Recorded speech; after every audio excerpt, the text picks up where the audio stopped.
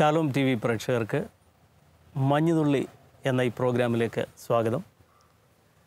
ഇന്നും നമ്മളോടൊപ്പം ബഹുമാന്യനായ മാത്യു ദാനിയേൽ അച്ഛനുണ്ട്. സാധു കൊച്ചുകുഞ്ഞുപദേശിയുടെ അനേകം ഗാനങ്ങൾ നമ്മൾ ചർച്ച ചെയ്തു.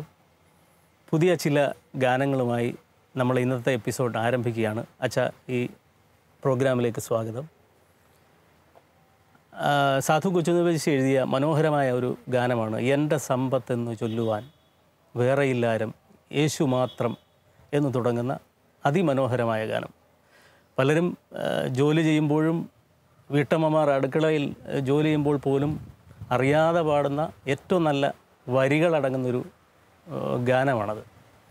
ഈ ഗാനത്തിന് ഉണ്ടായതിന് പ്രത്യേക സാഹചര്യമോ അങ്ങനെ വല്ലതുമുള്ളതായി അച്ഛന് അറിവുണ്ടോ? ഈ ഗാനത്തിൻ്റെ രചനാസന്ദർഭം നമുക്ക് വ്യക്തമല്ല. എന്നാൽ ഉപദേശിയുടെ ജീവിതവുമായി വളരെ ഗാഠമായി ബന്ധമുള്ള പൊരുത്തമുള്ള ഒരു ഗാനമാണ്. അതിൻ്റെ പ്രത്യേകത അതാണ്. ഒരു ഭക്തനെ സംബന്ധിച്ച് അവൻ്റെ സമ്പത്ത് എന്താണ്? യേശു മാത്രമാണ്, ക്രിസ്തു മാത്രമാണ് സമ്പത്ത്. ഇതാണ് അദ്ദേഹത്തിന് ഉള്ള ആശയം എന്ന് പറയുക. അപ്പോൾ സാധു കൊച്ചുകുഞ്ഞുപദേശി വിശുദ്ധ വേദഗ്രന്ഥത്തെ ഈ അക്ഷരത്തിലും അർത്ഥത്തിലും ഉൾക്കൊണ്ടൊരു വ്യക്തിയാണ്. അപ്പോൾ അതിൻ്റെ ആശയങ്ങൾ ഉൾക്കൊണ്ടുകൊണ്ട് വേറെ തരത്തിൽ വ്യാഖ്യാനിക്കാൻ ആഗ്രഹിച്ച വ്യക്തിയല്ല. അക്ഷരത്തിലും അർത്ഥത്തിലും അത് ഉൾക്കൊള്ളണമെന്ന് നിർബന്ധമുള്ള വ്യക്തിയായിരുന്നു. അപ്പോൾ ഭൗതികമായ സമ്പത്ത് ഒരു ഭക്തന് ആവശ്യമില്ല എന്നുള്ള അദ്ദേഹത്തിൻ്റെ കാഴ്ചപ്പാടായിരുന്നു. ഈ ബാങ്കിങ് പോലെയുള്ള ഏർപ്പാടുകൾ തുടങ്ങിയ കാലമാണ് കേരളത്തിലത്. പ്രത്യേകിച്ച് ഈ മധുരാങ്കൂറിലാണ് ഈ ക്രൈസ്തവ സമൂഹം, സിറിയൻ ക്രിസ്ത്യൻ കമ്മ്യൂണിറ്റി ബാങ്കിങ്ങിലേക്കൊക്കെ കടക്കുന്നത്.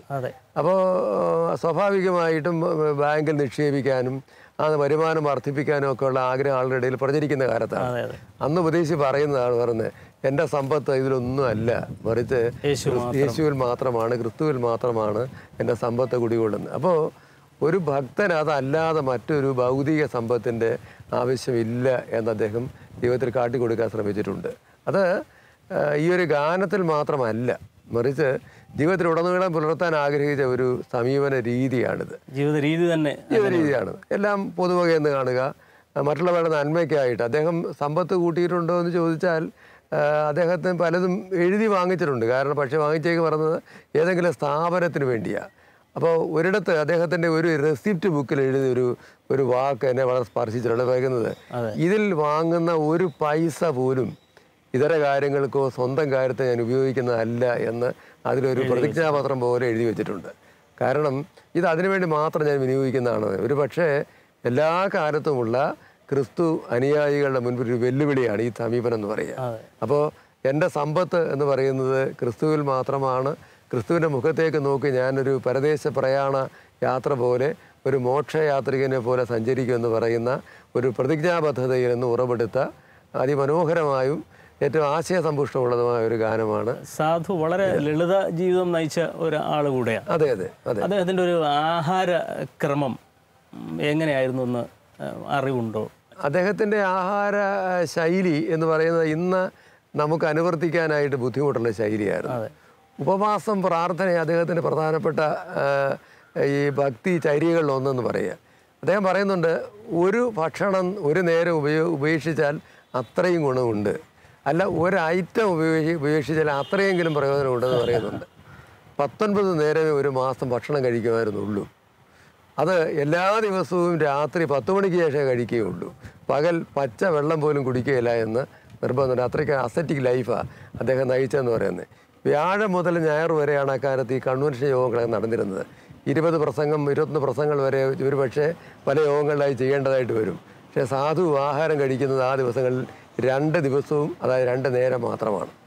അതുതന്നെ ഒരു പിടി ചോറ്, ഒരു തോരന്, ഒരു കറി, ഈ 3 ഐറ്റം അല്ലാതെ വേറൊന്നും ഉപയോഗിക്കത്തില്ല. സസ്യഭുക്കാണെന്ന് ഞാൻ പറയേണ്ട കാര്യമില്ല, പൂർണ്ണമായി സസ്യഭുക്കാണ്.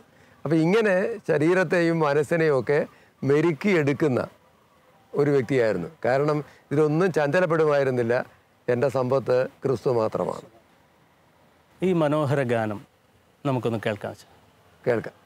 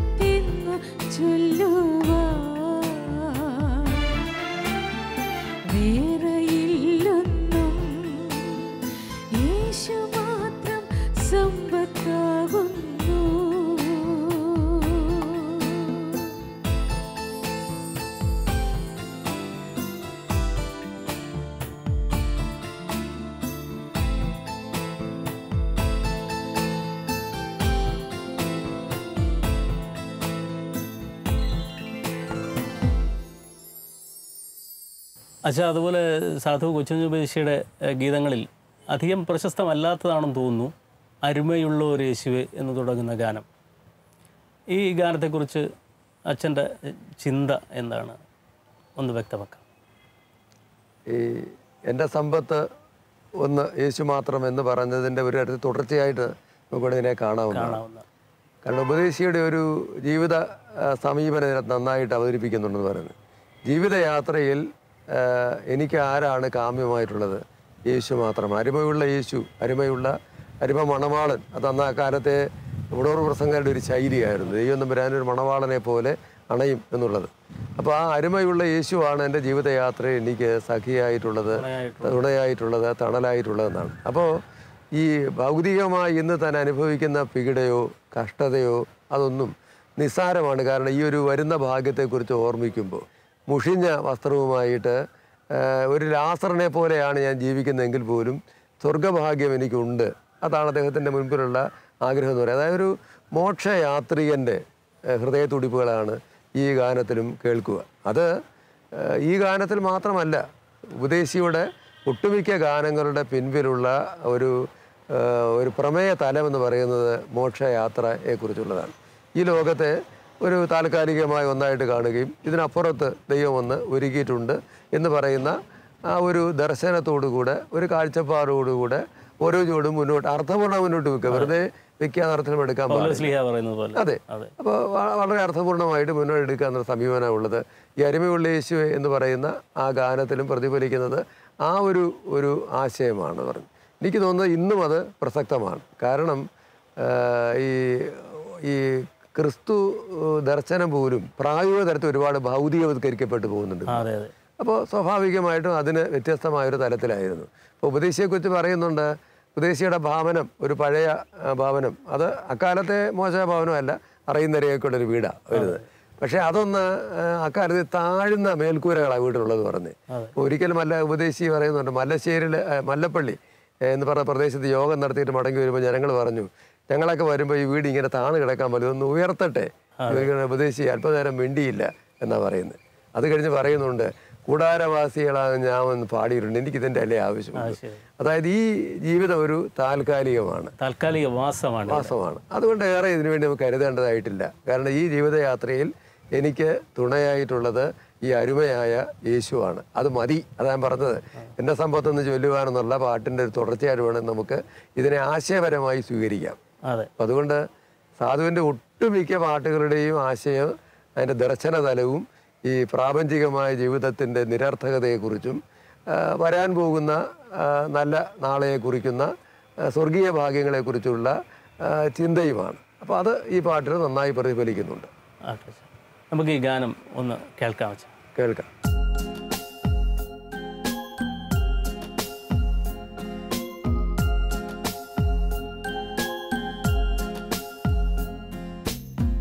അരുമയുള്ളേശുവേ കുരിശിൽ മരിച്ചൻ ജീവനെ വീണ്ട രക്ഷിതാവേ, അരുമയുള്ളേശുവേ കുരിശിൽ മരിച്ചൻ ജീവനെ വീണ്ട രക്ഷിതാവേ, സകലവും മറന്നു ഞാൻ, സകലവും വെടിഞ്ഞു ഞാൻ, സകലവും മറന്നു ഞാൻ, സകലവും വെടിഞ്ഞു ഞാൻ, ദുർഘടമലകൾ കടന്നു വരുന്നേ, ദുർഘടമലകൾ കടന്നു വരുന്നേ, വീടും മറന്നു ഞാൻ, നാടും മറന്നു ഞാൻ, ഉടയവനേ നിന്റെ തിരുമുഖം കാൺമാൻ, വീടും മറന്നു ഞാൻ, നാടും മറന്നു ഞാൻ, ഉടയവനേ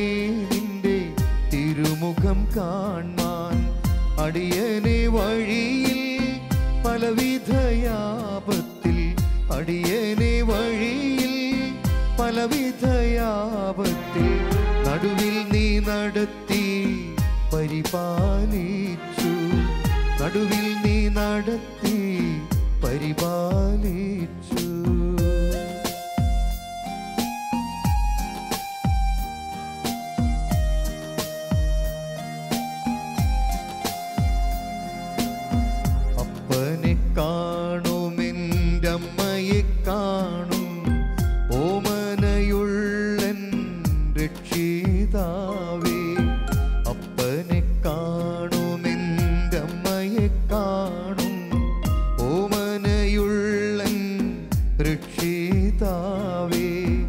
സകലവും മറന്നു ഞാൻ, സകലവും വെടിഞ്ഞു ഞാൻ, സകലവും മറന്നു ഞാൻ, സകലവും വെടിഞ്ഞു ഞാൻ. അരുമയുള്ളേശുവേ നിന്നെ മതി, അരുമയുള്ളേശുവേ നിന്നെ മതി. കീറിയ വസ്ത്രവും നാറുന്ന ദേഹവും കൊഴിയുന്ന കഷണവും എന്നോട് പ്രിയനേ. കീറിയ വസ്ത്രവും നാറുന്ന ദേഹവും കൊഴിയുന്ന കഷണവും എന്നോട് പ്രിയനേ. ലാസരെ പോലെ നീക്കിധരയേകിടും, ലാസരെ പോലെ നീക്കിധരയേകിടും. അരുമയുള്ളേശുവേ നിന്നെ മതി, അരുമയുള്ളേശുവേ നിന്നെ മതി.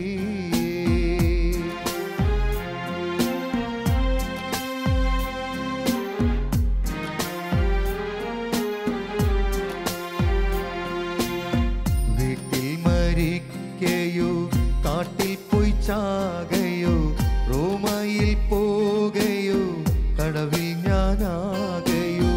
വീട്ടിൽ മരിക്കയോ കാട്ടിൽ പോയി ചാകയോ റോമയിൽ പോകയോ കടവിൽ ഞാനാകയോ. അടികളും ഇടികളും പഴികളും ദുഷികളും, അടികളും ഇടികളും പഴികളും ദുഷികളും. അരുമയുള്ളേശുവിൻ പേരിൽ ഞാൻ സഹിക്കാം, അരുമയുള്ളേശുവിൻ പേരിൽ ഞാൻ സഹിക്കാം. അരുമയുള്ളേശുവേ കുരിശിൽ മരിച്ചൻ ജീവനെ വീണ്ട രക്ഷിതാവേ. അരുമയുള്ളേശുവേ കുരിശിൽ മരിച്ചൻ ജീവനെ വീണ്ട രക്ഷിതാവേ. സകലവും മറന്നു ഞാൻ, സകലവും വെടിഞ്ഞു ഞാൻ, സകലവും മറന്നു ഞാൻ, സകലവും വെടിഞ്ഞു ഞാൻ. ദുർഘടമലകൾ കടന്നു വരുന്നേ, ദുർഘടമലകൾ കടന്നു വരുന്നേ. അച്ഛാ, അതുപോലെ തന്നെ വളരെ പ്രശസ്തമായ ഒരു ഗാനമാണ് നിന്റെ ഹിതം പോലെ എന്നെ നിത്യം നടത്തണമേ. ഇത് നമ്മുടെ ഭവനങ്ങളിലും പ്രധാനപ്പെട്ട ചടങ്ങുകളിലൊക്കെ ഈ ഗാനം നമ്മൾ ഉപയോഗിക്കാറുണ്ട്. ഈ ഗാനം പലപ്പോഴും നമ്മൾ ചിന്തിക്കും സാധു കൊച്ചുകുഞ്ഞുപദേശിയുടെ ഗീതമാണോ എന്ന് പലരും സംശയിക്കുന്നുണ്ട്. അതിൻ്റെ ഒരു യാഥാർത്ഥ്യം എന്താണ്? ഇത് സാധു രചിച്ച ഒരു ഗീതമല്ല, പക്ഷേ സാധുവിൻ്റെ ഗീതങ്ങളെ പോലെ അത്ര പ്രസിദ്ധമാണ്. മലയാളികൾ ഏറ്റവും കൂടുതൽ പാടിയിട്ടുള്ള പാട്ടുകളിൽ ഒന്നാണ്. ഇപ്പോഴും നിരന്തരമായി പാടിക്കൊണ്ട് നിന്റെ ഹിതം പോലെ നിത്യം നടത്തിരണമേ എന്ന് പറയുന്ന മനോഹരമായ ഗാനം. ഈ ഗാനം രചിച്ചത് മോശവത്സലം ശാസ്ത്രിയാർ എന്ന് പറയുന്ന ഭക്തകവിയാണ്. അദ്ദേഹം തെക്കൻ തിരുവിതാംകൂറുകാരനാണ്. ക്രിസ്തു മാർഗം സ്വീകരിച്ച ഒരു കുടുംബത്തിൽ പിറന്ന ഒരു പാരമ്പര്യം. അദ്ദേഹത്തിന് മുൻപ് ജീവിച്ചിരുന്ന ആളാണ്. അതെ, മുൻപ് ജീവിച്ചിരുന്ന 1916 അദ്ദേഹം കടന്നുപോയി. അതുകൊണ്ട് അതിനു മുമ്പ് ജീവിച്ചിരുന്ന വ്യക്തിയാണ്. അപ്പോൾ അദ്ദേഹം ഭക്തനായിരുന്നു, പണ്ഡിതനായിരുന്നു, കവിയായിരുന്നു, ഒപ്പം സുവിശേഷകനുമായിരുന്നു. നിരവധി ഗാനങ്ങൾ എഴുതിയിട്ടുണ്ട്. സുവിശേഷകനായി ജീവിക്കുന്നതിന് എന്തെല്ലാം മാധ്യമങ്ങൾ സ്വീകരിക്കാതെ അദ്ദേഹം സ്വീകരിച്ചു. ഉദാഹരണം കഥാകാലക്ഷേപം നടത്തുക, നമ്മുടെ കഥാപ്രസംഗം എന്ന് പറയുന്നത്, ക്രിസ്തുവിൻ്റെ കഥകൾ, ക്രിസ്തുവിൻ്റെ അത്ഭുത ചരിത്രങ്ങൾ ഈ കഥകളിലൂടെ കവിതകളിലൂടെ പറഞ്ഞ് പ്രചരിപ്പിക്കുക. അങ്ങനെ കേരളം ഒട്ടാകെ നടന്ന് സുവിശേഷം അറിയിച്ചൊരു വ്യക്തിയാണ്. അദ്ദേഹത്തിന് ഒരു വാഹനം വന്നൊരു വില്ലുവണ്ടിയാണ്. വില്ലുവണ്ടി പറഞ്ഞാൽ കാളെ ഉപയോഗിച്ച് ഓടുന്ന വണ്ടിയാണ്, വില്ലുവണ്ടിയാണ്. അപ്പോൾ ആ വില്ലുവണ്ടി എന്ന് പറഞ്ഞാൽ അതിനൂടെ സുവിശേഷ വണ്ടി എന്ന് അദ്ദേഹത്തിന് പേര് കൊടുത്തിട്ട് 2 വശത്തും വേദവാക്യങ്ങൾ എഴുതി ഒട്ടിച്ച് ഇങ്ങനെ കേരളത്തിൽ ഉടനീളം സഞ്ചരിച്ചിരുന്ന വ്യക്തിയാണ്. അദ്ദേഹം എഴുതിയ ഗാനമാണിത്, നിന്റെ ഹിതം പോലെ എന്നെ നിത്യം നടത്തിരണമേ എന്നുള്ളതെന്ന് പറയുന്നത്. ഇത് ക്രിസ്തുവിൻ്റെ ഭാവം മനസ്സിലേക്ക് ആവാഹിച്ചെടുത്ത് എഴുതിയ ഒരു ഗീതമാണ്. കാരണം ക്രിസ്തു ജീവിതത്തിൻ്റെ ഏറ്റവും വലിയ സങ്കീർണമായ പ്രതിസന്ധികളുടെ ഘട്ടമായിരുന്നല്ലോ ഗതസമന തോട്ടത്തിൽ അനുഭവിച്ചത്. അപ്പോൾ ദൈവമേ കഴിയുമെങ്കിൽ ഈ പാനപാത്രം എങ്കിൽ നിന്ന് നീങ്ങി പോകണമേ കർത്താവ് ആഗ്രഹിച്ചു. എങ്കിലും പറയുന്നത് അല്ല, എൻ്റെ ഹിതമല്ല നിന്റെ ഹിതം പോലെ നിറവേറട്ടെ, ഞാനിതാ അതിന് സമർപ്പിതനാകുന്നു. ഈ മോശവത്സലത്തിൻ്റെ ഈ ഗാനത്തിൻ്റെ ആത്മാവ് തന്നെയാണ്. ദൈവമേ, നിന്റെ ഹിതം പോലെ എന്നെ നിത്യം നടത്തിരണമേ എന്ന് ആരംഭിക്കുന്ന ഈ ഗീതം. നീ എന്നെ അഗ്നിവേഗത്തോടുകളിലൂടെ എങ്ങനെയാണോ പൂർവ്വപിതാക്കന്മാരെ നടത്തിയത്, അതുപോലെ നീ എന്നെ നടത്തും. അപ്പോൾ ആ ഒരു വിശ്വാസത്തിൻ്റെ, ഒരു പ്രത്യാശയുടെ ആഘോഷം ഉൾക്കൊള്ളുന്ന, അത് അന്തർധാരയായി വരുന്ന ഏറ്റവും ശ്രേഷ്ഠമായ ഒരു ഗാനമാണ് നിന്റെ ഹിതം പോലെ എന്നെ നിത്യം നടത്തണമെന്നുള്ളത്. നമുക്ക് ഈ ഗാനം ഒന്ന് കേൾക്കാം.